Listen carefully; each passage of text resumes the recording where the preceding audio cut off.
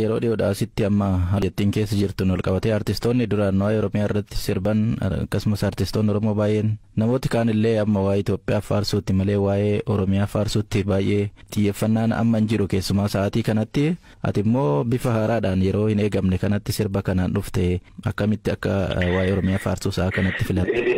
Yoo Oromiyaan jiraatti Itoophiyaan jiraachuu dandeessi. Kanaaf namni abbaan fee waan fe'aa jedhu ani garuu qooda kiyya ba'uun qaba qooda Oromummaa biyyi kun biyya guddaadha. Ani amma Oromiyaatu kana akka naannootti fudhatu namatu naannoo hidha malee yookaan seerattiin bulmaata biyyattiin qabduratti naannoo hidhamee kaa'ame malee anaaf Oromiyaan biyya. Kanaaf halkanii guyyaa yoo ilaalte miidiyaa adda addaa irratti biyyi kun akka diigamuu namni nama uummanne hin jiru. Nama hedduutu kan diinni hedduutu yookaan murni hedduutu akka Oromiyaan kun bittinnooftu barbaada. Ifatti ba'anii namooti maqaa sii kaasuu hin danda'a.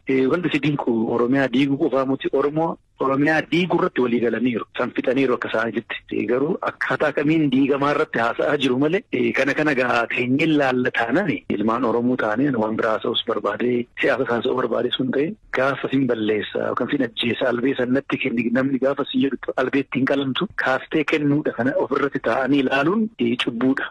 Haqa ilmaan Oromoo hedduun dhiigni isaanii irratti dhangala'ee lafeen itti caccabee gootawwan hedduu ilmaan qaqqaaliin biyya kanaaf wareegaman gumaa isaanii lafatti gatuudha. Waan kana taa'anii ilaaluun jedheetuman sa'a kanatti taa'uun sirrii miti jedhee waan kana dabba jechuudha. Gootonni Oromiyaa hedduu kaasteerta sirba kee kana irratti namoonni tokko tokko immoo akkuma atillee argite gootota bakka kanaan kaasne ka jedhu komiin tokko hin jira waan san irratti maal jettaati? Gaafan waan akkasii dhaga'u badaa sirrifadhu namni gaa namuma kanaaf namootiin waan akkasii goonni naannoo kanaan kaanedhanii warra kaasan akka cubbuutti fudhadhu waanuma keenya waan ta'eef hin keeknedhaniiti waan akkasii kaasanii waan san sirreessuudhaafis waadaa galee galeessa galgala yoo ilaaltee bakka san sirreessineerra rakkina teeknikiiti malee durumaan ture wanni suni ani gaafan Taaddasa Durruu kaasu waaqoon keessatti argaa gaafan Nadhii Gammadaa kaasu Abishee Garbaa yookiin goota Oromoo Hacaaluun keessatti argaa gaafan Hacaaluu kaasu immoo gootota Oromiyaa hundan keessatti ilaala. Ani ilma naannootii miti ilma gandatti amanuu miti ilma Oromoo ta'ee amana waan ta'eef goonni naannoo tokko Oromiyaa hundaaf goota. Hayilee Fidaa yoo kaasne Hayilee Fidaa bakka hundatti kan Oromooti. An Oromummaa fi Oromiyaa ija tokkoon ilaala.